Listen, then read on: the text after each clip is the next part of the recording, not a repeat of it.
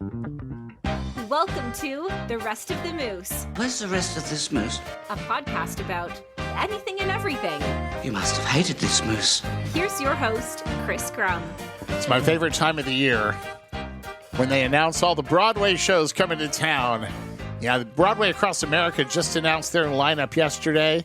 TUTS is going to announce theirs here in a couple of weeks, and then the Alley, who knows? Whenever the Alley decides we're going to know, we'll know. But I wanted to talk about theater in general in Houston and what we're getting for the 26-27 season, because I do have the BAA lineup, and I might, and hit nudge, nudge, know a thing or two about what TUTS is going to be doing unofficially.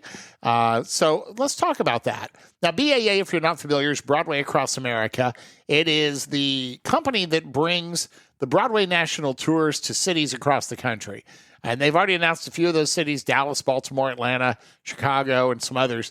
And so they just announced the Houston lineup for 2026-2027. I thought I'd walk through it real quick, and then a few comments here and there. So we're going to start the season September 29th through October 4th with a classic, The Sound of Music, and its new national tour that is just kicking off now. That'll be here to kick off the season later this year. Now, I love The Sound of Music. I love the movie, and I feel bad for anybody that plays Maria because you're going to always be compared to the great Julie Andrews.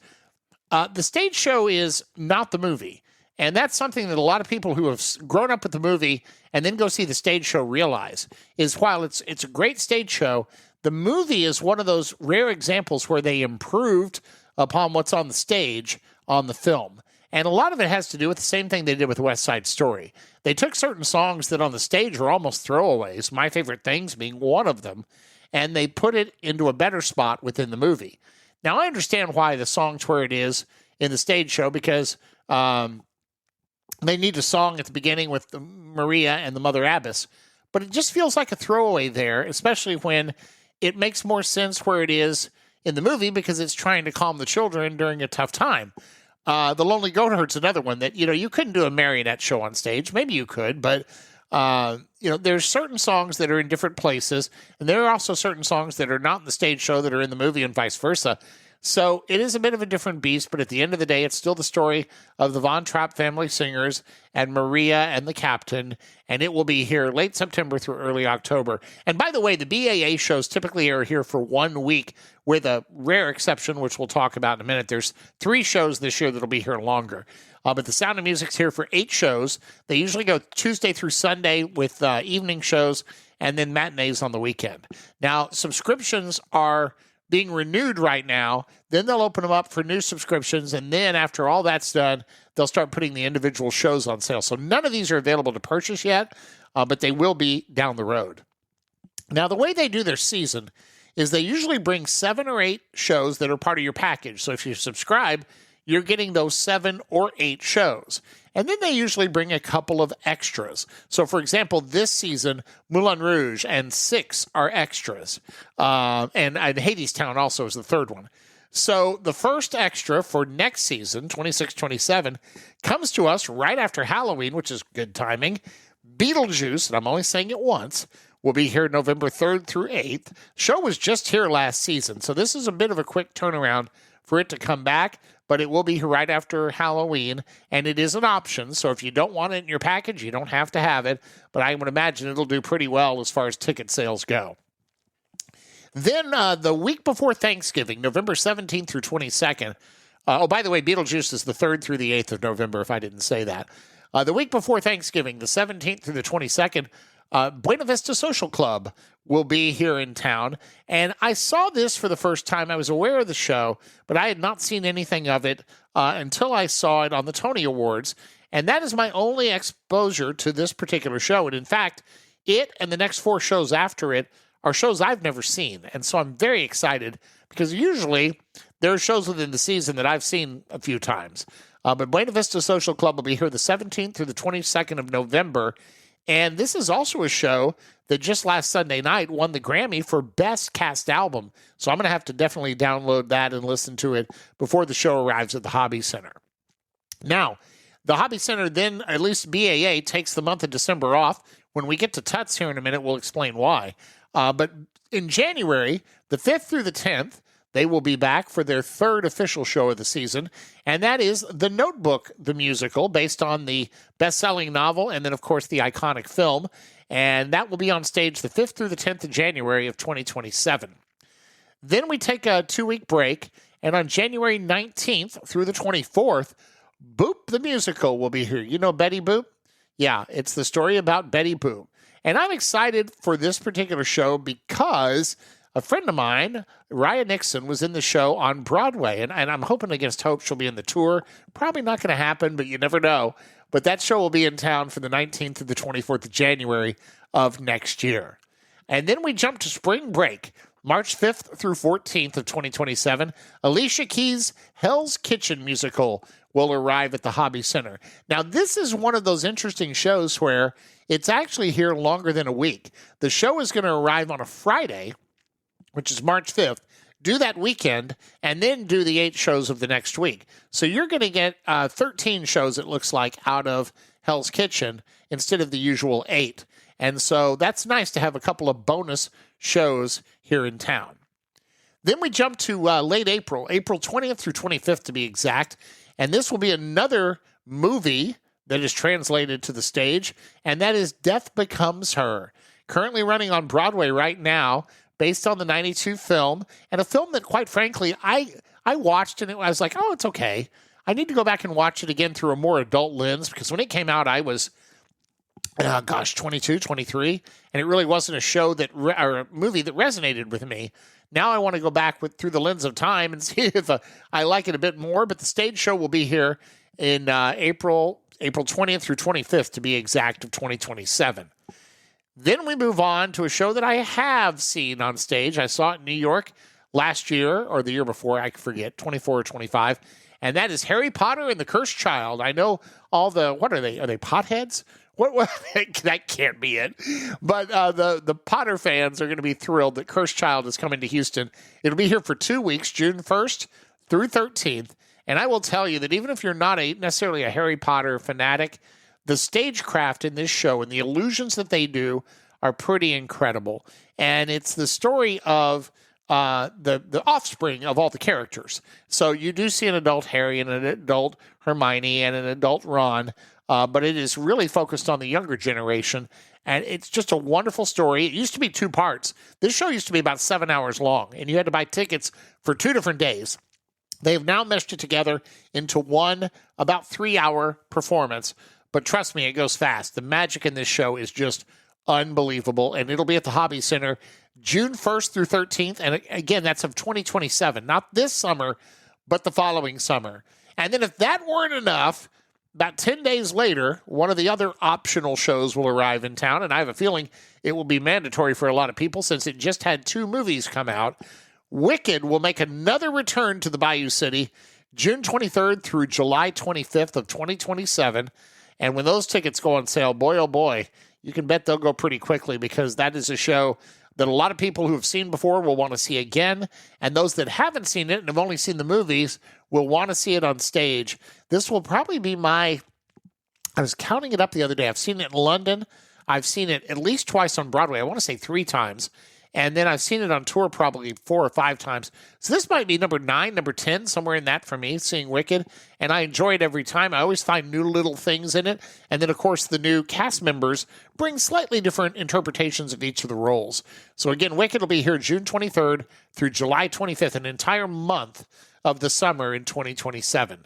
Then the final show of the season for BAA is a show that is one of those you can buy a 7 or an 8 show season. And this is the show that you get to choose whether you include or not. I will be including it. August 17th through 22nd of 2027, the 20th anniversary tour of Jersey Boys will be in town for a week. I love this show. I've seen it several times already, but it's timeless music, an incredibly interesting and true story about the rise and then the fall of the 4 seasons. And it's almost an unbelievable story. And I've actually talked with a couple of the real 4 seasons, and they said, no. That's really how it was. And it's going to be on stage again at the Hobby Center August 17th through 22nd. And again, it's houston.broadway.com if you want to see all this. And the packages are being renewed for those of us that have already been subscribers. Then they'll put subscriptions on sale if there are any tickets left. Then after that, it'll go on sale to the general public. And so really the best way to get tickets is to subscribe, because when the tickets go on sale to the public for the BAA shows, it's very hard to find tickets because there's not a lot left. And so subscription is usually the best way to go for them. Now, I want to talk about the Alley before I get to Tuts, because the Alley is interesting. Because they do mostly plays, they very rarely bring tours into town. It's hard to predict what they're going to do. And it's always fun for me because I like to try to get the lineups before they officially announce them. BAA this year I was unable to find ahead of time, which is unusual. But with the Alley, because they're not bringing the tours in, the shows are stuff that they create in-house. And the only way you can sometimes figure out what they're going to do is with the Alley All New. It's a festival they do every year where they try out new plays, and you can go see them for free usually.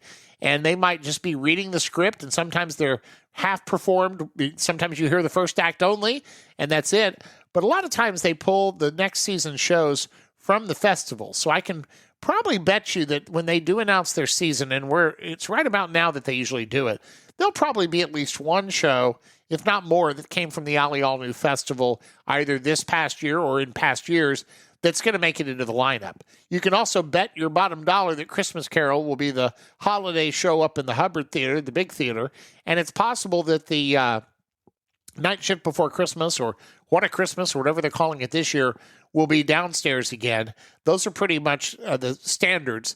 And I can also probably assure you that they're going to do a Summer Chill show later this summer in July or August, and it'll probably be an Agatha Christie show. That's typically what they do, something like that, or they've done 39 Steps with Hitchcock, but it'll be something of a thriller variety. I'm putting my money this year on a Agatha Christie, and I'm thinking it might be like Black Coffee, or maybe Murder on the Nile. Death on the Nile is the name of the show. Something like that. That's what I'm guessing, and I don't have any inside info on that, but just feeling like that might possibly be what we see. Now, as far as snubs on BAA, let me get to that before we get to... No, I'll tell you what, let's do Tuts, then we'll talk about some snubs. So the Theater Under the Stars season is going to be announced sometime in this month, in February. I don't know when. They haven't said officially yet. And so anything that I'm telling you is unofficial and will need to be confirmed by Theater Under the Stars before you go buy any tickets or place any betting or anything like that. But I feel pretty confident that my predictions, if you will come true. So take it with a grain of salt, but a fairly large grain, if you will. So if I were a guessing man or a betting man, this is what I would bet on. I have a feeling that, and let me set the stage before I get to the shows. Tuts usually does 3 or 4 shows that are locally produced each year, and then they usually bring in 2 tours. So it's a 6-show season, and they almost always do a holiday show at Christmas, and that's almost always locally produced. So we can probably expect something similar this year. I believe that they're going to kick off their season in mid-September with a couple of weeks, and they do 2-week runs, by the way, with The Music Man. And I think that's going to be a local production. They're not touring the show right now, and it would be a great show for them to do. They haven't done it in a while. In fact, talking about the Alley, the last time that Tuts did Music Man, to my knowledge, Dylan Godwin, who's one of the resident acting company members over at Tuts, was in the show, and I believe, I don't remember what character he played, but he sang Shapoopy, if I remember correctly. So it's been a while, but I have a feeling that you'll see the Music Man on stage to kick off the Tuts season in mid-September. I'd tell you the dates, but, I'm not going to, I don't want to spoil the whole thing. So anyway, mid-September is when I'm expecting it to come to town. Now, the big question on the Tuts season, at least from what I've been able to suss out, is whether or not there's going to be 2, 3, or perhaps 4 tours coming in as part of their season. The next show that I believe is going to be here is Mrs. Doubtfire, and I think you're going to see it probably in mid to late October. Now, with Mrs. Doubtfire, there is a tour out there right now, and so it's very possible that they bring that as a tour. And if they do, that's the first tour in the season.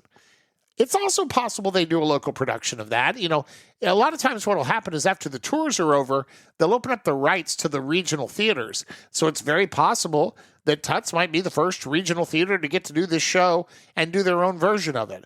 but I'm pretty sure the show's coming. It's just a question of, is it going to be a tour or a local production? And when they make their big announcement, they will say, produced right here in Houston or whatever. So we'll know when that happens. The next show, the holiday show, it's almost always a local production, and this one would make sense because they've done it before, and that is Disney's The Little Mermaid. And you can pretty much expect it to take up all of December. It'll probably start around the 8th, give or take, wink, wink, and run right through Christmas Eve, would be my guess. And The Little Mermaid has been here before. In fact, Tuts had a hand in kind of recrafting it after Broadway a few years back. The Broadway production was not so good, I guess is the best way to put it. And they were one of the regional theaters that got to try to remount it and make it better. And in my opinion, they did. And so we'll see which version they produce. But I would expect that The Little Mermaid will be a local production and it'll be here for the holidays. Now, moving on into the new year, that leaves us 3 shows left. The next one, I believe, is going to be a national tour, and that is The Who's Tommy. And I absolutely love this show. I'm excited to see it again, whether it's a local production or a tour, and I really do believe this will be a tour. I'm super thrilled to get to see Tommy live on stage again. It's a great show. It really rocks out, and it's a classic, and I'm so excited to get to see it again. Another one of my favorite shows, and it's a newer show, is Kinky Boots. Love this show. I really fell in love with it when I saw the national tour years back. And then, of course, it's been recorded, and there's a capture that they did in London of the show that you can watch streaming, and it's just a great show. That one is another one where it could be a tour or it could be a local production, but I have a feeling we're going to see it in late March through mid-April, give or take.